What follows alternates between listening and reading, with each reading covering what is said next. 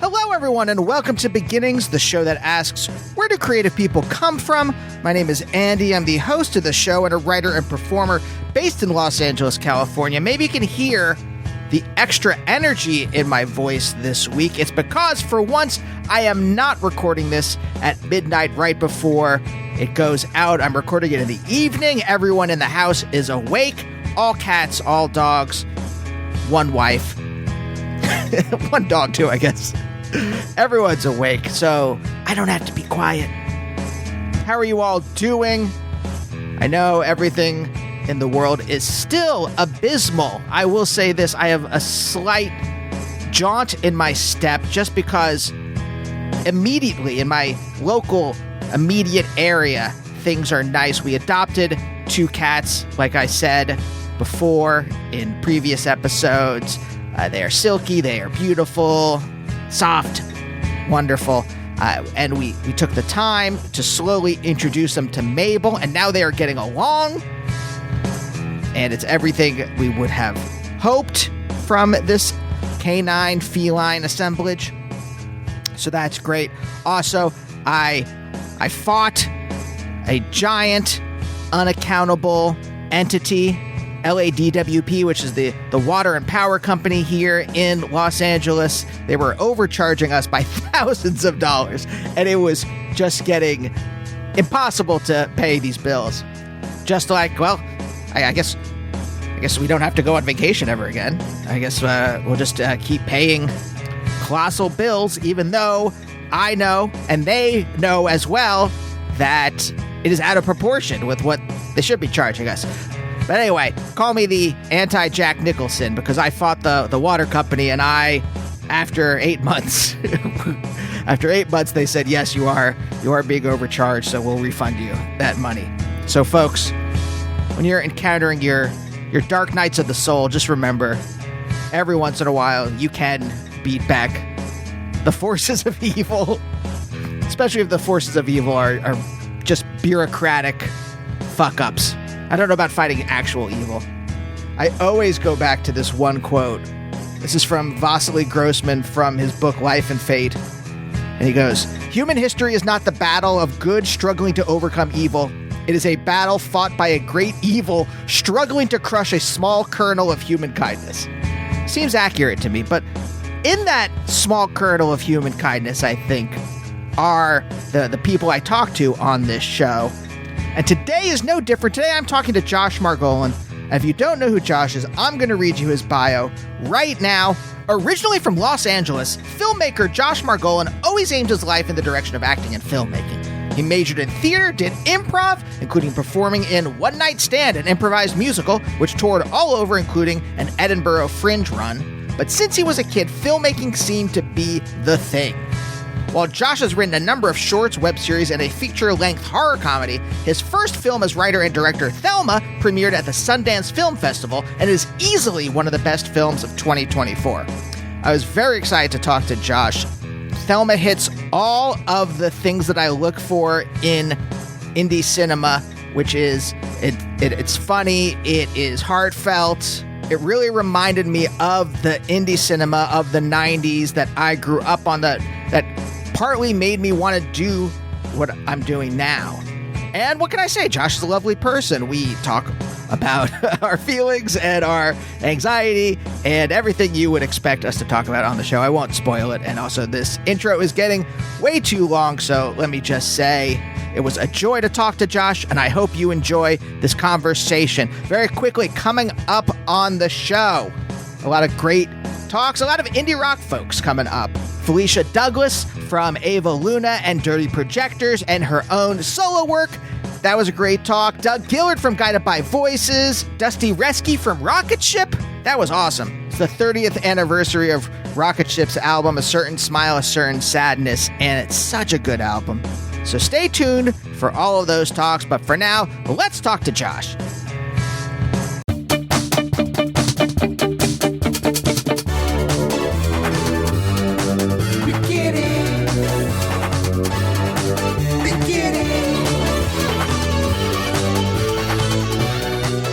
I've been trying to do this less lately because my emotional state is usually the same regardless of who I'm talking to or when I'm recording, which is some mixture of anxiety and dread. And yep, I hear that. I'm there with you.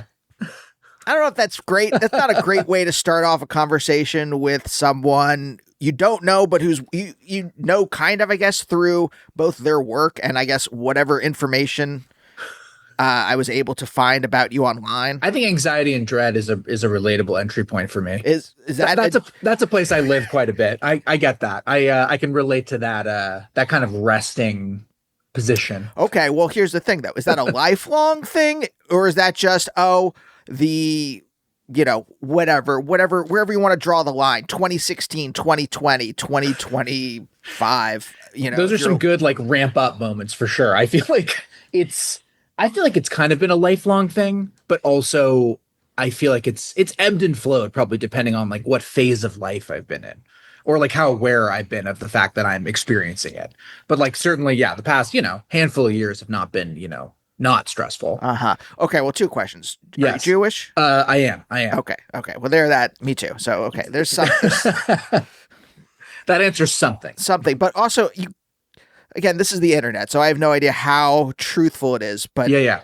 The internet, in quotes, as if it's an entity or something like that, right? Said you grew up in Los Angeles. So that is correct. Internet got that one right. Okay, well then this is the thing that like baffles me about this coast.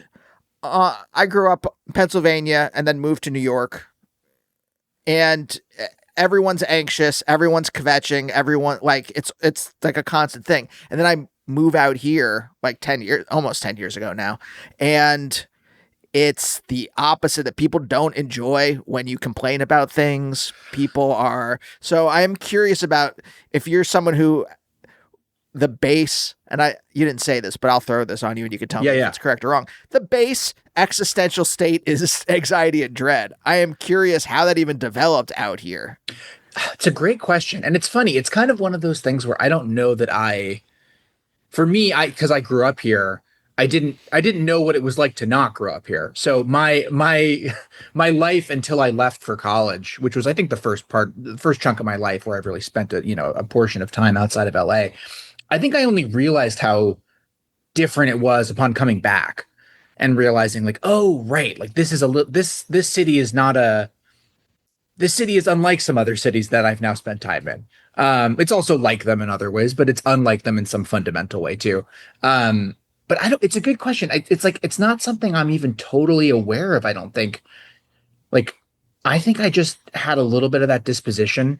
Like growing up, I think naturally I was just kind of anxious, fearful, a but fearful is that installed child. in you? Like, are your parents, are your grandparents fearful? Like that has to come from somewhere. Cause unless you just start off naturally, like whatever the biological basis for someone who is fearful, right? Unless that's just there. I think there's got to be some mix, I would think. Like, I think there's a little bit of biology to it. It feels like, to me at least, like there's some predisposition, but also I think my family, there's definitely anxiety in my family, and everybody deals with it in slightly different ways, even like generationally. Like my grandparents deal with it one way, or, my parents deal with it another. My sister and I probably deal with it a different way. We all have slightly different like relationships to it and interest in like naming it as such. Like I think my grandma, who is an anxious person in her own right, wouldn't talk about it in the same way, and would sort of find ways to cope with it via like, taking control of her space in certain ways, or organizing, or making her life sort of, feel a certain way to her or to others. And I don't know. I think there must have been stuff that I absorbed, even if I wasn't aware of it as a kid. But I think I also just like, was in the soup, so to speak, for me, where I was never not going to be anxious somehow. That was just in the cards. Yeah. Okay. Well, I mean, I have 30 questions, but let me just start with like some basic, kind of like, what part of the city did you grow up in? I grew up in like West LA, like near Culver City, near Rancho Park, sort of like Yeah, in like a neighborhood called Cheviot Hills out there. Okay, so closer to the water. Yeah, not close enough that I spent that much time by the water, but relatively speaking to where we are now, probably closer. Yes. Why I want to know that is because it feels like, again, I've only been here almost 10 years, but as you go closer to Santa Monica, it feels like it's more of a like good vibes only kind of thing. And I don't know if that's a class thing, if that is a That's proximity to interesting. water thing. There's something to do with the water. You're right. That's true. There is a little bit of that. It gets a little more neurotic somehow, or openly neurotic. I think the more inland you go, especially as you get to the base of the mountains. Yes. Yeah. Something's going on there. Yeah. Inland Empire, Lynch's film, Inland Empire, like the schizophrenic kind of like feeling of it is, I don't know if he meant it like this, but like, again, as you're further going into California, then, it's just ramping up. Right. That's interesting. You're right. I do feel like I was kind of, where I was like far enough away from the water that I wasn't living like a happy-go-lucky, like groovy lifestyle exactly. But I also definitely felt like, I think that's exactly it. I was somewhere in between. It was somewhere betwixt and between, where like I don't remember my childhood as like, when I think of my childhood, I don't think of it as like aggressively anxious. But then when I think about it a little longer, I realize, wait, I was scared and anxious about a lot of things while also enjoying lots of things about my childhood. Like I would say I had a relatively, a relatively happy childhood and upbringing. But amidst that, I was definitely, there were things that would, throw me into loops of anxiety or kind of set me off or have me kind of, I feel like I had a little bit of like OCD-ish tendencies at one point where I was kind of like doing little rituals or trying to make sure things were even, when anxiety would kind of prick up, that was like kind of the maximal expression of it, I think, for me growing up, was like little bits of feeling trapped in that kind of stuff and then sort of outgrowing that, but still just, having a thread of that with me. When you say rituals, was it a warding away of these things? Like, oh, if I do X, then Y won't happen. And I only ask that because I think I enjoyed the mathematical, I don't even know how to describe this.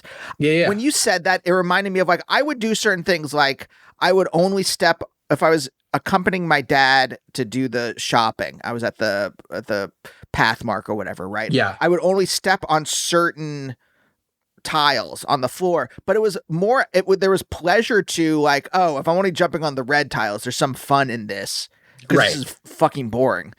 Right.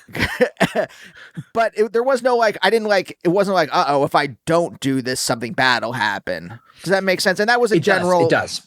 Yeah. But was yours more like, oh, there's some pleasure in this, or was it more on the other side, like, I have to do this? It would kind of tip. Like I think there was a little bit of the former, like what you're talking about, but I think also sometimes it would tip into being like, okay, I need to do this X amount of times just to make sure nothing bad, or like just to make sure I've kind of, done. I guess I can't, the second I try to even make sense of that thought aloud, I'm like, to make sure what? Like, what was I? It's hard to rationalize, but yeah, exactly. Like there was some feeling of warding off some like badness or potential bad things happening as long as I, did this a certain way. And I think that was like, I wouldn't say I was living in that like in a really debilitating way or for like a really, really long time, but that was like, I'd say the peaks of anxiety came with like a little bit of that kind of thing. Which I remember from, I feel like when I was like, I used to, when I was a kid, I was really into basketball and I would like shoot around a lot in the yard. And there was like a thing of like having to make a shot before, having to make a shot, then having to make this many shots before I go in, stuff like that, where I would just, it was fun, but also then at a certain point, it tips into a little bit of like punishment to be like, okay, I really have to do this or else, the rest of my night's going to be fucked. Oh, yeah. See, was there any bit of that where you're getting lost in the flow? Some of my earliest memories of getting lost in the flow of existence were just shooting hoops on my own. Where, going out to like our driveway, and just getting lost in that. It's the best. I think the reason I liked it so much was largely because of kind of that feeling you're talking about, which is like the positive expression of doing that, or like the upside of just having a hobby at that age or something you're starting to love and starting to, try to get good at and enjoy. But yeah, I think it was mostly that with the occasional, dip into like wherever the anxiety could take over. Sometimes it could like, I guess it can kind of take hold of anything in that way, in some fashion. Like, it can turn that thing you love into something that you're suddenly like using to ward off bad things. Yeah. Were you conscious of anxiety as anxiety, or was it just this state you were in and you knew you didn't like it? Or did you even understand? Like, I'm saying that as if maybe you could understand I'm just trying to figure out, I guess, how articulated your emotions were when you were younger. I think I don't know that I would have articulated it as that exactly. Like, I think I knew. I think I kind of intuitively had some sense of what it was, but I don't think until looking back and just even looking at myself now and kind of like thinking about what has been kind of a thread in my life that has been consistent. I don't know that I had as much like clarity about it, or it would have acknowledged it in as like, I don't know, kind of like duh of a way for myself, where I'm like, oh yeah, this is a big part of my life, for better and worse. Like, it's a part of how I move through the world. It's a part of how I've like grown to see the world and myself. And I think when you're, at least in my memory, like growing up, there were times when it's like you're not sure you're not sure what's possible for you yet. You're not sure what kind of the bounds of like what kind of person you're going to turn out as. And I think it was easy for me to. I think I had a pretty active imagination, which also like can be used for good and for ill against yourself when we're talking about anxiety. But I do think it was a double-edged sword, and that I had the ability to also kind of dream big a little bit and be like, oh wow, like I love this thing, and I'm gonna, I got obsessed with like making movies and making things and shooting things and using iMovie and all that since I was young, and that was such a huge kind of funnel for that for me, of a way to turn, I don't know, that a way to express things that maybe I didn't know how to express otherwise.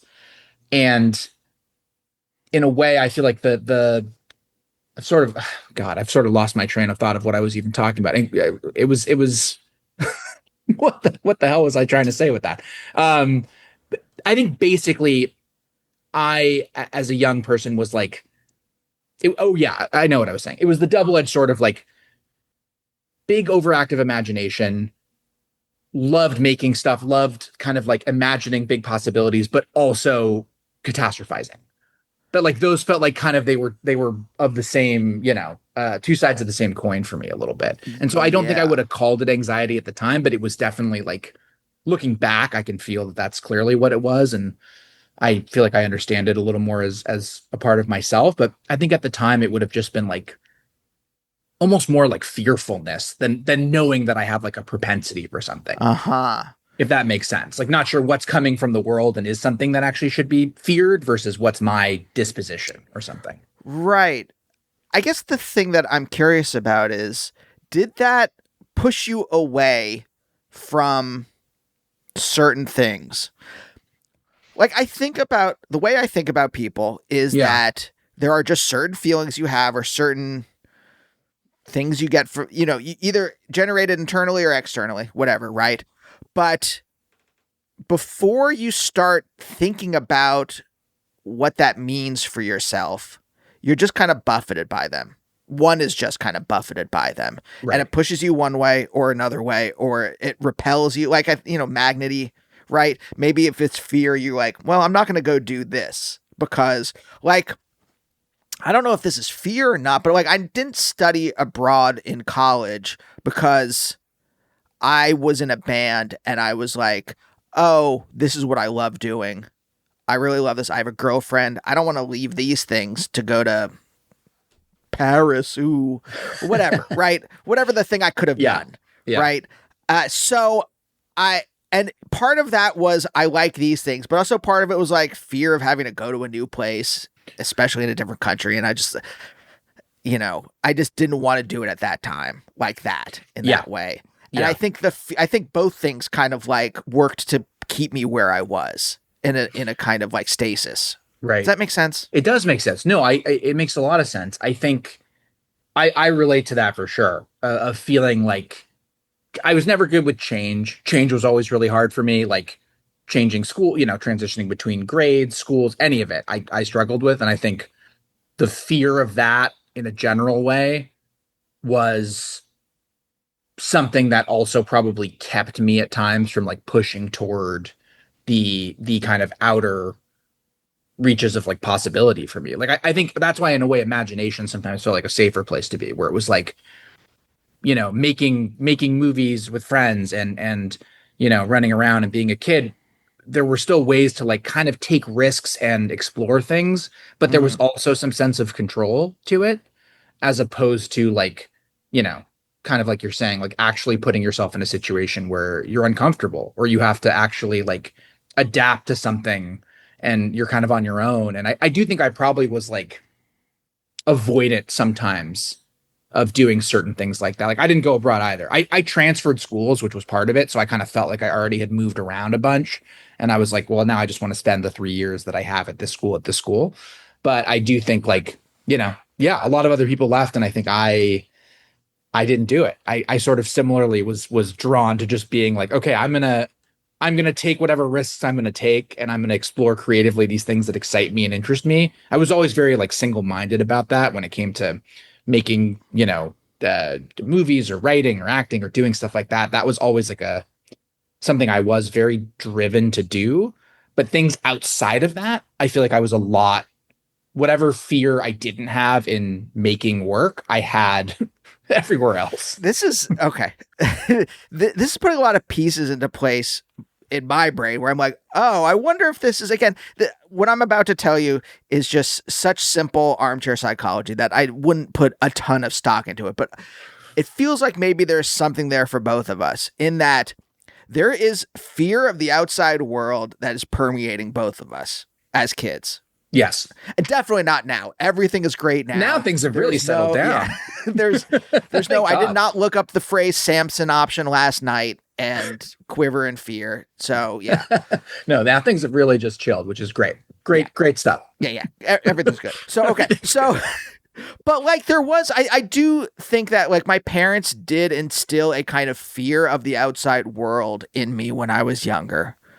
For good reason. They were born 1950. They, when they moved to Reading, Pennsylvania, there were weekly Klan marches. Like, it's not like things were hunky dory. Okay. Sure. And that they were just like irrationally saying everything's terrible. Like it's, Carrie's mom in right. It's not that, but I wonder if there is something in the idea of us retreating both into our imaginations where you can control everything, kind of, right? If you let your imagination go, obviously things are going to happen. Sure. Which is part of the joy of it. But like once you start actually actively thinking, you're controlling all of it. I wonder if there is some measure of retreat in that, in which, oh, fearful world outside, fear in my body, where can I go where that isn't happening? Right. That's interesting. I think it feels true to me. I mean, it feels like so much. It's funny. In so many ways that feels very true to me. And then the flip side of it is, it's funny. I was just talking about this in therapy recently, and this has been on my brain for whatever reason. But I was like, I think a part of me for my whole life has thought that I like making things because it gives me a sense of control. Like, I think that is for a long time, kind of off of what we're saying. I think that has been kind of what I've defined for myself as like what part of that drive must be in me. At the time, obviously I wasn't so self-conscious about that, and I wouldn't have put words to it in that way. But over time I've been like, well, that's clearly a part of this. But then recently I've also been kind of wondering if part of what I actually like about it is the chaos of it.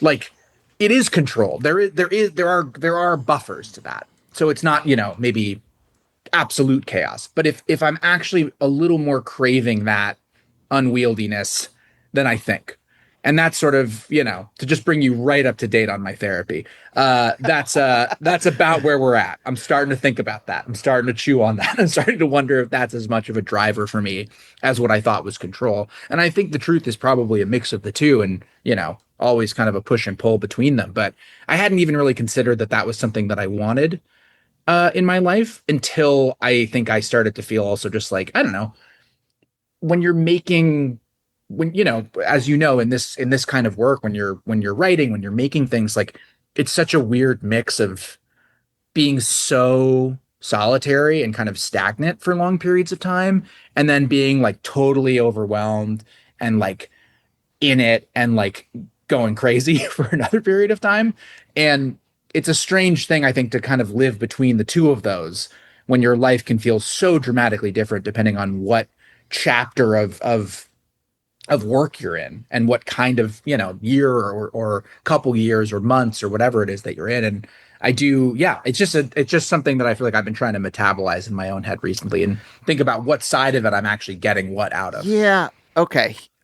Let me throw this out, and I'm just putting it together as we're talking, because I was thinking, I said what I said about like, oh, one retreats to like a place where there's control, but as you were saying, like, there is chaos, and part of the enjoyment, especially of like making things with other people, right? Whatever it is that they bring something to the table that you couldn't think of, or they do. Right. They read a line in a certain way, and you're like, oh my God, I love the way that you read that. It was not what I had in my head, but I love that you did that. Yeah. Or whatever, right? You know, you're shooting in a place and it's not what was in your head. So now you're just like, oh, well, I can move the camera like this and it's so much better that whatever, right? Right. There's that. So I guess what I'm trying to figure out is like, there is some impulse maybe in this where you're like, one, I don't know about you or me, but like, that's why I'm trying to like be vague, because I'm like, I don't want to put this on either of us, because I'm just kind of thinking of it. But like, yeah. Is it that we want boundaries for this? Like, we do want that kind of like chaos and discovery, but it's just too scary to do it in the real world. And so there are these boundaries where you can have fun and innovation. Ugh, I hate that word, but like, you know what I'm talking about. Like, I know what you're saying. Yeah. Something happens that you didn't expect to happen. Yeah, I think it's that balance that makes it appealing. It's kind of like, it's like a haunted house. It's like another thing I used to be terrified of and then have grown to really love, which is just like, you know, you go in there to get scared. You know on some level that you're not going to actually get hurt, but you get a little closer to that feeling in a way that feels kind of controlled, but still makes you feel out of control, like in its best form. Sometimes I think maybe I just want to make haunted houses. Actually, I'm not sure. I might pivot to that, but I do. Well, how does one get to create something for Halloween Horror Nights? I've been looking into it, and I'm not sure. I can't crack in, but I'm gonna keep knocking on that door. Look. You know how Mantzoukas called up his agents? I don't know if any of this makes sense to you, but do you know the British show Taskmaster? Yes, and I know that has he been hosting it or competing in it? He was in Series 19, and he just called up his agents, and he's just like, I want to be on this. And they're like, all right. And they're like, and so can you just ask your representation, hey, just call Universal ? And see if I can do this? Can we just work on some original sort of horror night haunt that we can try to work into the back? What's the point of being in this and having representation if you can't ask them to do things? That is true. And you know what? And I have to be fair to them and to myself, I haven't asked for this. I've never asked for this. I've just thought about it. So maybe why not?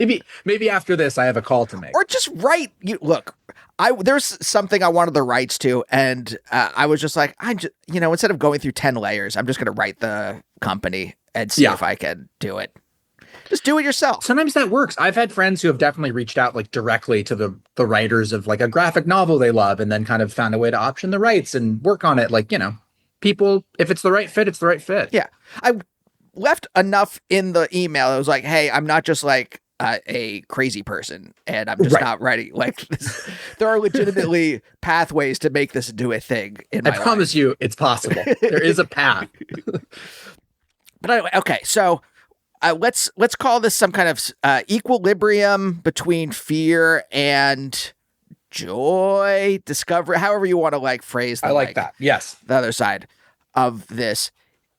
Is that present in your life as you're growing up in terms of like your parents? I know your grandparents are in your life. I'm assuming that based on, again, filmic Sure. filmic I can confirm. bits? Okay. Like, is that there? That kind of, or are those separate things there? So then you're like dialectically ping-ponging in between them from different authority figures in your life? Like is like the balance between joy and like is that dichotomy in the rest of my life essentially? Yeah, or is it, do you get that from seeing it in parents or grandparents or other authority figures? That's interesting. I wonder. I feel like I definitely see the ways in which like, I don't know. It's funny. My family is like, my parents aren't in the industry in any capacity. Like they're not in sort of, their fields have creativity in them in their own rights, but my mom is a psychologist, my dad works in public policy. My grandfather was a director back in the day, and it's funny, I feel like I saw some sort of I feel like I became aware of his career and kind of work and life in some capacity, like but basically by the time that I was like conscious of that in a real way, he sort of wasn't really working anymore. But he definitely always kind of cultivated an environment where I think there was a lot of like joy and affection and excitement around creative things. So there was an element of like, there was an element of just like encouragement and discovery and joy through him, and also through my parents in some fashion. They were always very supportive in general of us, my sister and I, who both have, she's a writer as well, and so we've both kind of found ourselves in that world of things. But they even my parents themselves both like kind of express those things in different ways. Like I mean, this is a little bit in the, speaking of things that are in movies, in Thelma, there's I would say those versions of them are certainly exaggerated, but my mom typically, like, I think wears a lot of her emotions a little more on her sleeve, and there's like a vulnerability to her and an openness and a riding the wave of things that is a little more present. And my dad is a little more controlled and muted. And I don't know that I've seen him experience as many kind of ups and downs, but between the two of them, there is kind of this balance of joy and steadiness and sort of, and they, it fluctuates. And it's not to say that my dad doesn't have joy and enjoy things and my mom doesn't have steadiness, but they in terms of how they might present, those were kind of different versions of that for me coming up. So I think, I hope I'm sort of answering your question, but basically, like, I don't know, there were lots of different versions of that in my life, of like those two extremes on some level.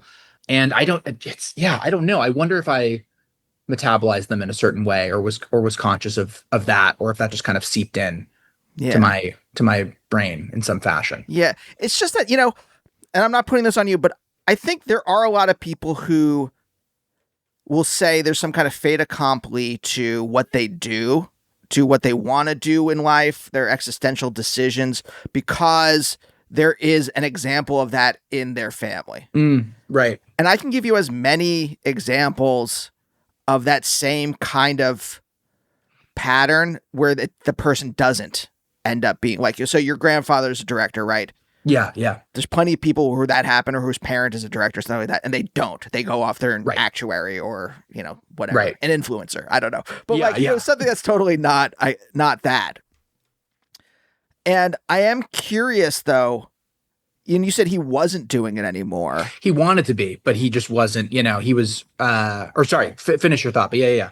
No, I'm curious. Go on. Yeah, he wanted to be. He wanted to work. He loved working. His name was Ted Post. He directed a lot of television in like the 50s and 60s. He came from there. My grandparents are from New York, and they he came up in theater, but then he came out here when TV was booming, and he did a ton of Rawhide and Gunsmoke and the show Peyton Place and Twilight Zone, and was really working in a lot of really cool and interesting TV in that era. And then he directed a handful of movies as well. He did Beneath the Planet of the Apes, the second Planet of the Apes movie, and Magnum Force, the second Dirty Harry movie, and and a number of others. And by the way, do you know Dana Gould, the comedian? yes, yeah. It sounds like your grandfather would be his that era. Want that entire like everything you just said was like stuff he just always talks about.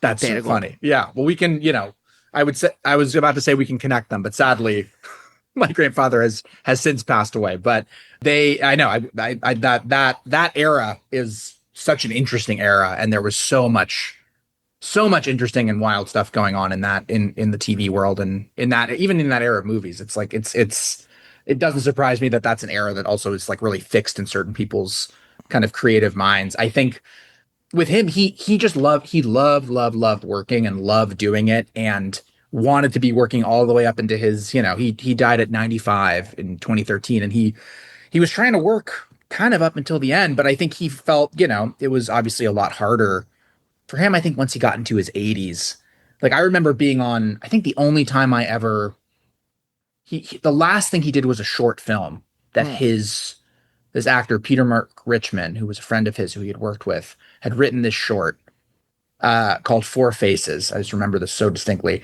And I remember the only time I ever saw my grandpa on a set was he was shooting that short in I'm not sure how old he was. He was in his 70s or his 80s. And I just had the vague memory of like going to some house and like there was all the equipment out there. And I was like, wow, this is so cool. And I hadn't really experienced that yet. And the day I went, we got into the house and I just remember hearing insane screaming from upstairs.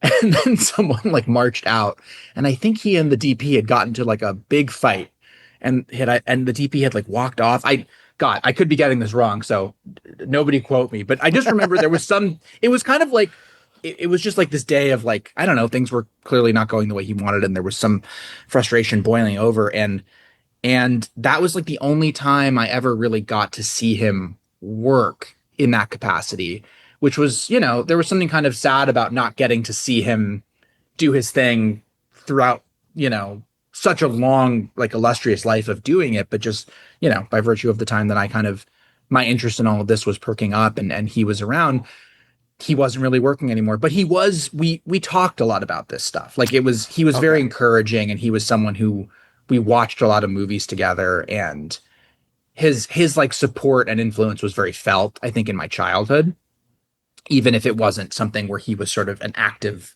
participant while I was sort of consciously thinking about this stuff and interested in it. When did it go from maybe idle speculation to an actual choice? I almost don't remember a choice, which is a funny thing. I just was like, it just unlocked at a young age for whatever reason. I felt like it kind of something unlocked in my brain with it, where I loved movies. I loved making things. And the second I kind of got my hands on a camera, like, mini DV days, early iMovie, mini DV cams, like my buddies and I in elementary school started making, videos. And I think the first thing we ever made was something called The Matrix 2, which was really just, it wasn't The Matrix 2, I can assure you. It was literally just us discovering what a jump cut was and doing a jump cut in like a fight scene where somebody suddenly is behind somebody else and then like knocks them out. My memory of it was that it was pretty good, but I don't know. Literally, like from that moment, I feel like so many of my friendships too, and so much of my life and my like, I don't know, my group of friends in different phases of growing up were like, we were always making things. We were always shooting things and editing them. And I feel like every phase of that, like was a phase of like learning and growth and, discovering like more about what I loved about it, and a way of connecting to people and making friends and feeling, seen and a part of something. And so it's basically, it's funny. I don't really remember being like, okay, this is what I'm going to do, as much as I was just like always doing it. And then at a certain point, I just couldn't really imagine doing anything else. Outside of like maybe a very brief period where I was like, I think I want to be in the NBA, but that didn't last very long. Do you think there's so many people I talked to on this show who did have dreams, not just dreams, but like some kind of pathway. Like I was going to play college ball and then I got an injury or whatever like that. Did you actually have some kind of like, well, I'm good enough and maybe? Mine was a way less impressive than anyone who got to that phase. Mine was like, elementary school, loved Michael Jordan, loved basketball, loved the Lakers. Was just like caught up in that era of 90s NBA and Uh-huh. and was obsessed with it. And uh basically, I think by the time I got to 7th grade and I like didn't make the team, I was always like solid. I was a pretty good shooter, but like I wasn't an amazing player. And I think once I got to that point where I just realized, oh, there's people that are like there's another level here that like I'm not really at. I think the sports to drama pathway was like pretty quickly shifted toward drama. Uh-huh.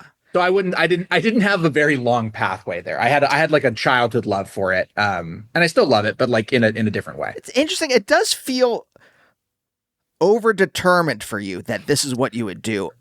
And I say that only because, like, parentheses, like I said before, there's no necessity. Just because Right. your grandfather does a certain job doesn't mean you'll do it, right? But also, like, here's the overdetermined part. You grow up in Los Angeles. Yeah. You grow up at a time when the ability to make something becomes a little bit more democratized. It's not perfect yet, right? It's not like you can just do it on your phone like now, where, Soderbergh is shooting actual films on it.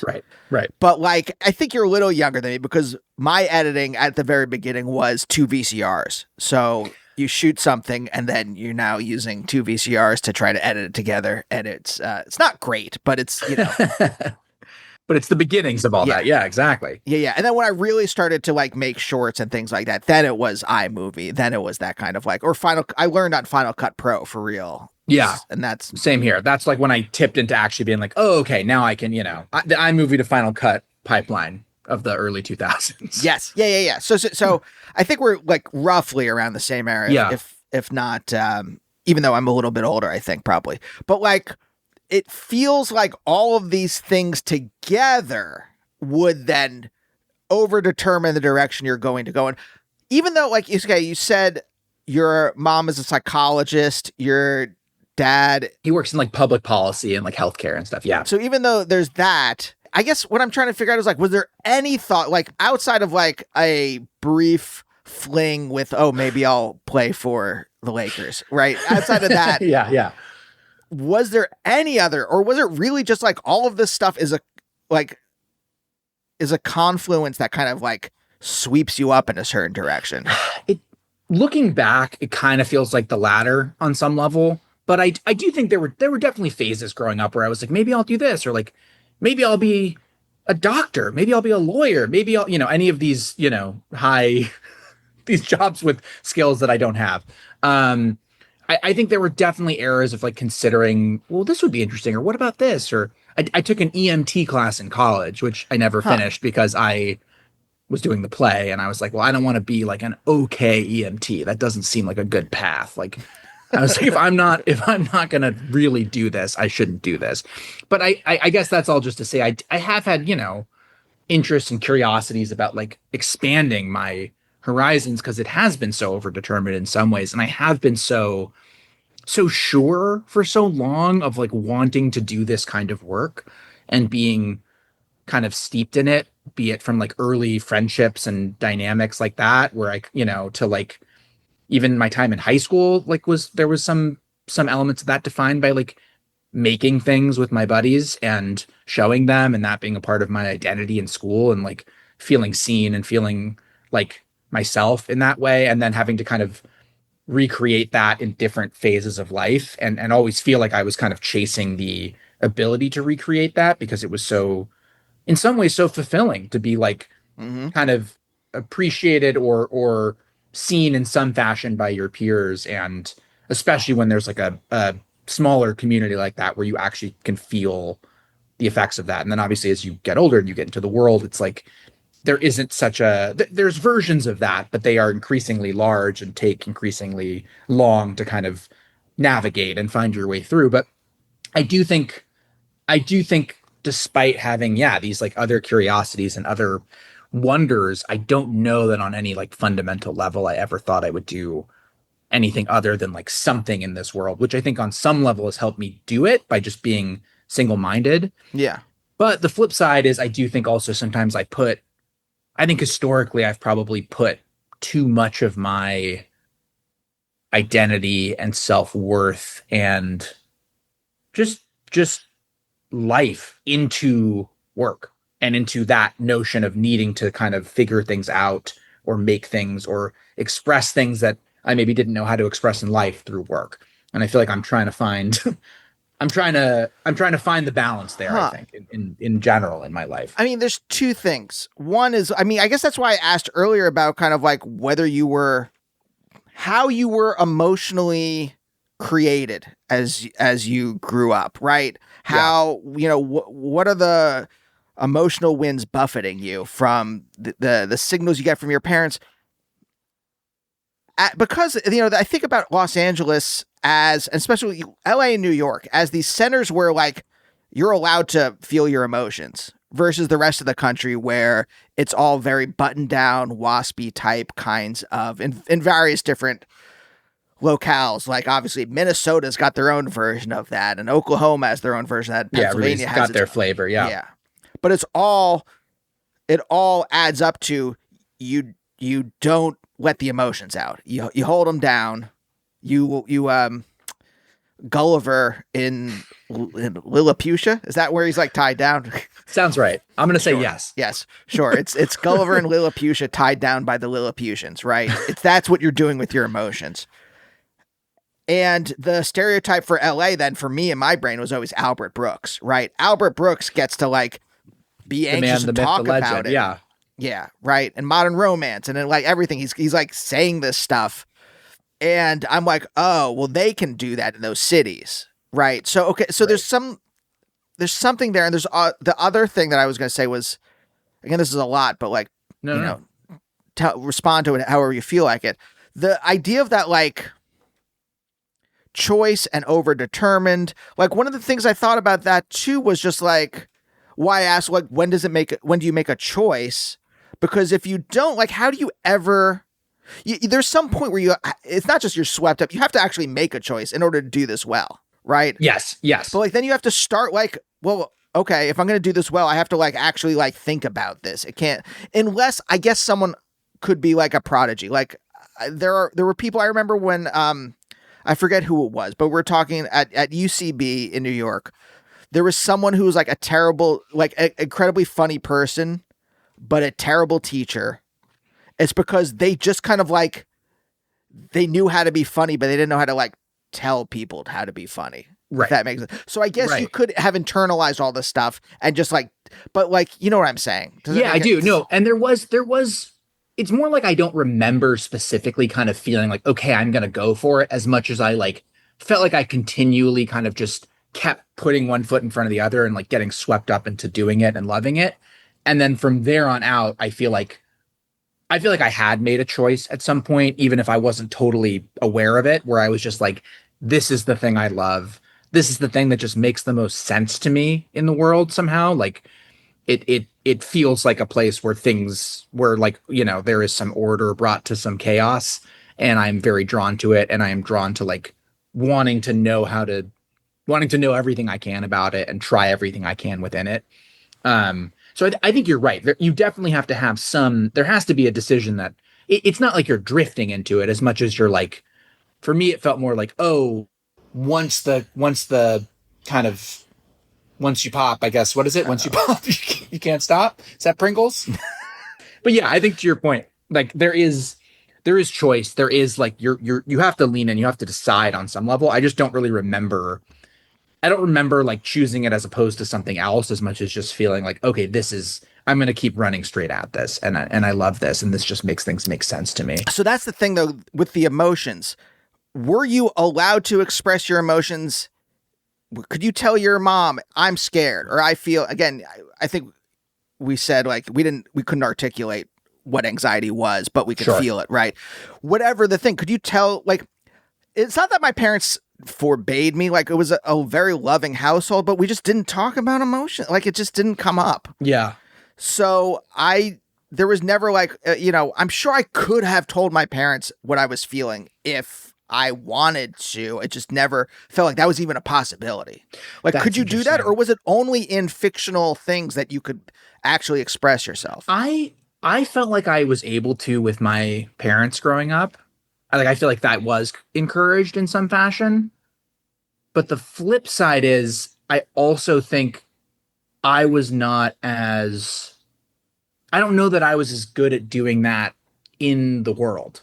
Like like amongst my peers with, people in the I feel like in my home that was okay and that was like felt like a safe place to do it in many ways, but I think for me I still found like making doing creative work and making work as kind of a way to do that still felt safer than just doing it sometimes. I think that was also just a temperament thing with me where, vulnerability and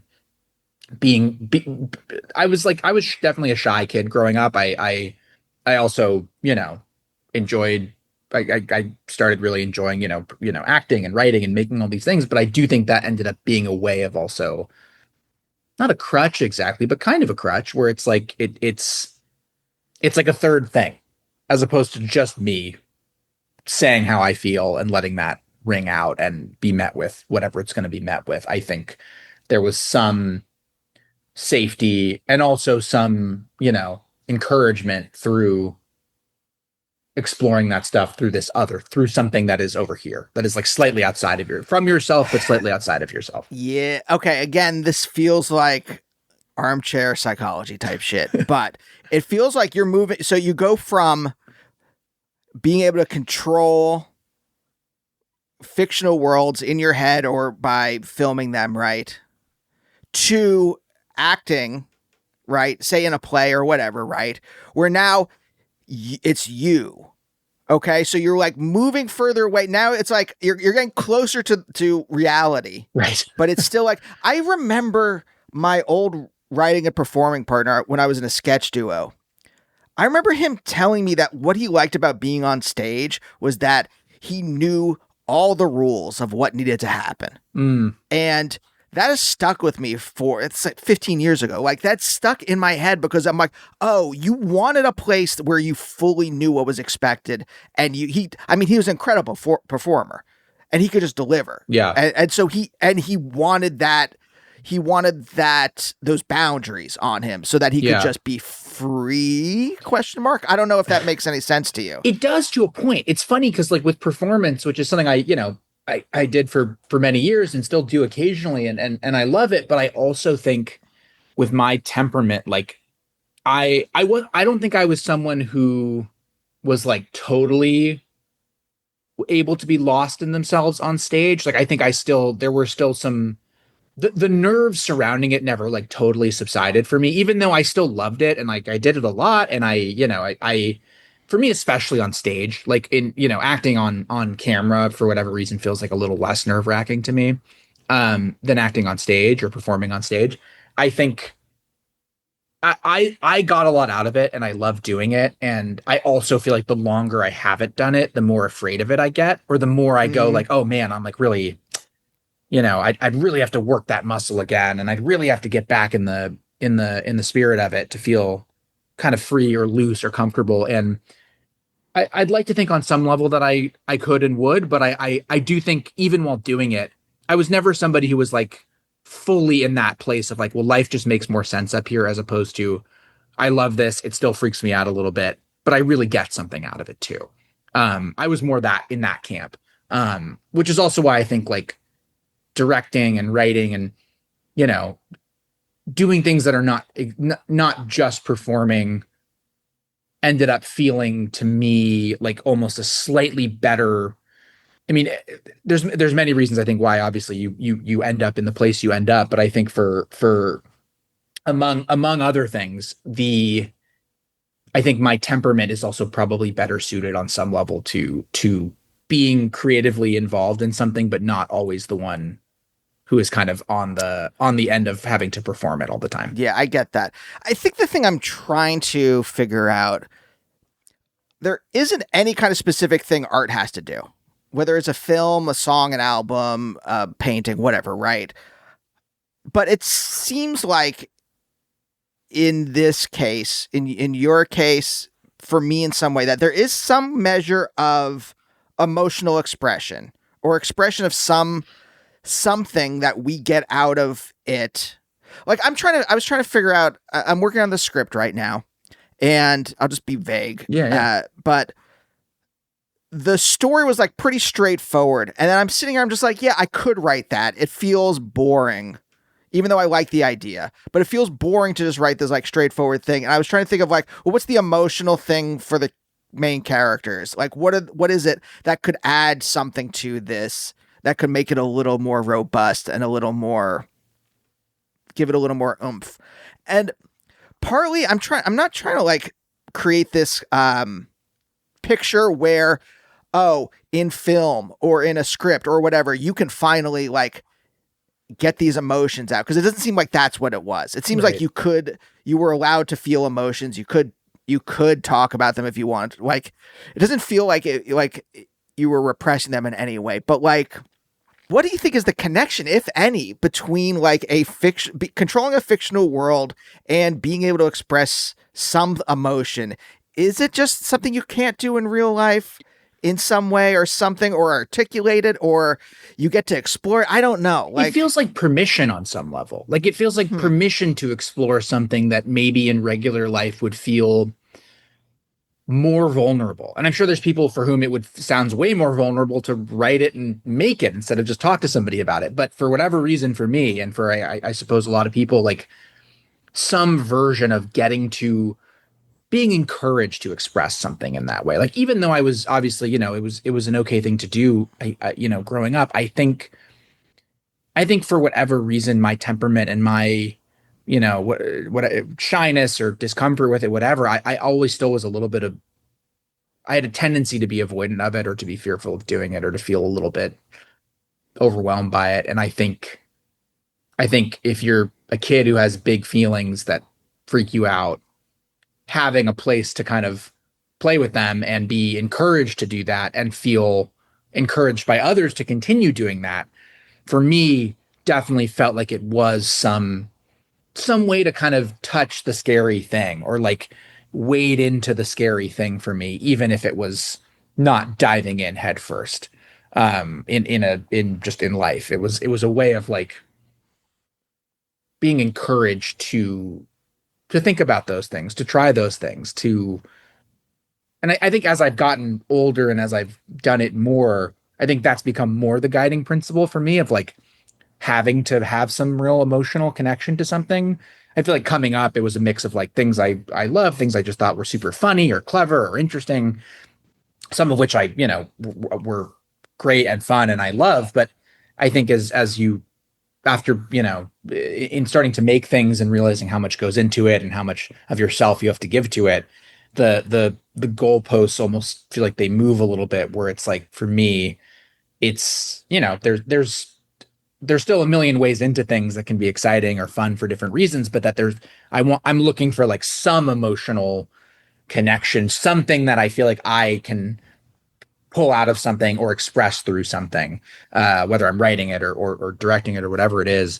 That I feel like that's the kind of sustenance of it. Like, I don't know. yeah. Okay. Last question then. Yeah, please. Do you think your relationship with making things or the way that you create changed as you became more vulnerable as a person, or when you started, not maybe when you started therapy, but as therapy kind of did its thing, assuming that it did its thing with you? I think there's definitely a correlation that I felt. Like, I think for example, with Thelma, that was the first thing that I had written. It was only like maybe the second thing I had written solo as a script. I was writing with a lot of, a lot of people I still work with and love working with. But I had mostly been writing in kind of like, I came up in comedy stuff too. So I'd been doing a lot of like writing teams and partnerships and kind of group stuff and improv and all of that. And I love that stuff. But I think I had written one script in my early 20s and then kind of felt, discouraged about it and didn't quite know what to do with it. And then it had been a really long time since I'd just written something on my own that was kind of autobiographical in any fashion. And so I think even for me, in craving something like that, like, and in turning towards something like that, and deciding to kind of come back to that and write something, at least for me, for the first time, that was about, my life and people in my life, and inspired by relationships and dynamics and fears and the things that are kind of on my mind day to day. Something about kind of returning to that well and like really doubling down on that was so creatively satisfying and fulfilling and fun, and felt meaningful in a way that I think did coincide with therapy, with just trying to think about like my relationship to this stuff and what I want it to mean.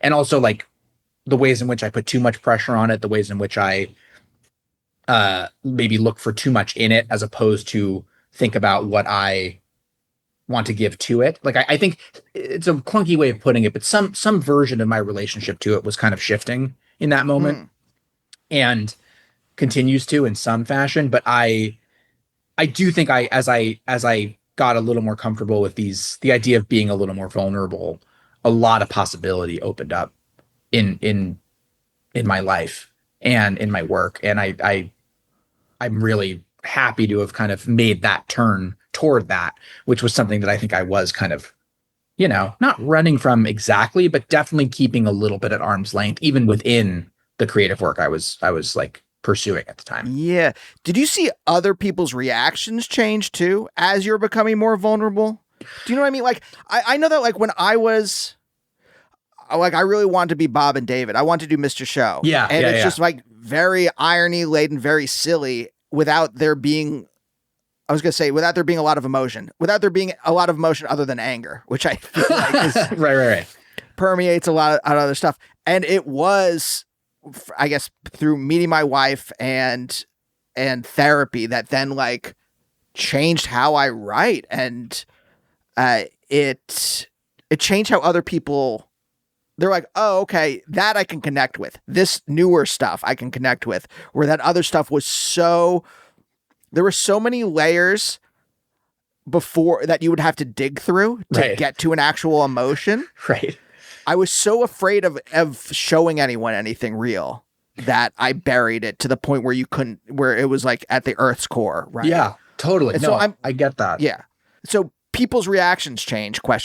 Is the great question mark. I think, yeah, totally. I felt, it was a different kind of reaction, where it felt like going there, so to speak, or being more vulnerable, or being more, open maybe about my own fears or insecurities, or just what's going on in my mind. Like it felt more connective. It just felt more connective with audiences and with people and with myself. Like I felt more connected to myself in making that in some ways, because I was starting to try to dig up a little more of my insecurities and fears and feelings, and be a little less. I know exactly what you're talking about, because I as a kind of comedy nerd myself, and someone who like got really obsessed with, Mr. Show is amazing. And even stuff like, what, like Arrested and 30 Rock and stuff, where like the joke writing and the joke density and just like the craft of it is so insane and so impressive. And I think it's really easy to chase that in a way, because it's like, well, that is the funniest thing I've ever seen. That is the most clever thing I've ever seen. That's the most impressive thing I've ever seen. And I think when I like released myself a little bit from feeling like I have to make something that resembles the thing I love so much, and be like, well, what's the thing that like, what do I have to offer that like pulls from these things I love, but is my version of what I can do? Some version of kind of, digging into yourself. And I feel like those shows, for example, also work because they are of those people so earnestly, even if they're, more or less outwardly like emotional, there's something felt there because they are so of that person. And I think for me, there was like a lesson of like, not just trying to pull from the things I loved or like mimic them in some way, but trying to take what I love about them and what they taught me about joke structure or patterning or game or whatever it is, and then use that on something that maybe was a little more personal to me in my own life. Okay, wait. If you'll indulge me for one last question. What was the thing? I'm saying thing, but like, what was the process of you becoming more vulnerable as a person? Like, what did you notice something in yourself where you're like, I can't continue on like this? Was it just like, well, people go to therapy. That's what you do in Los Angeles or whatever, right? Wherever you started. What was it where you're like, I need to be more human?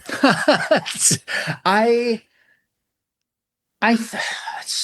it's that's a great question, and one that I'm trying to figure out how to even like articulate exactly in myself, because I'm like, what was it? Almost like a feeling of just like, okay, well, it's about time. Like there was some feeling in me of like, I think I credit also like, you know, my partner Chloe and my friends and people in my life and my family and just like some and therapy, but just some feeling of like getting to a point. I think it was honestly kind of like, if I were to put a finer point on it, it's like kind of around the time I turned 30, like coming up on 30, having been hyper career focused in my 20s in some way about like, I really want to make sure I do X, Y, and Z by this point to make sure I feel like I'm on a path to doing da da da da da. You know, I was asking so much of certain accomplishments in terms of like what they were supposed to mean to me in my life and what they were supposed to do for me in terms of how I felt and the way in which I moved through the world.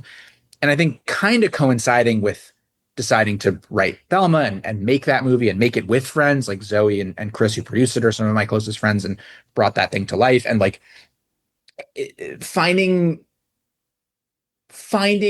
out that I needed to stop. It was almost like I can't juice this like these goals for fulfillment purely. Like I think I was just feeling the limitations of that and starting to go like, I want to find a way to find some of this in my life and like find a practice in my life to find a little bit of this fulfillment or ease or peace or release or whatever you want to call it. And also then figure out how my work factors into that. And like, I'm always going to love what I do. Or I hope I always love what I do, but that passion and that desire to like express things through that is still in me.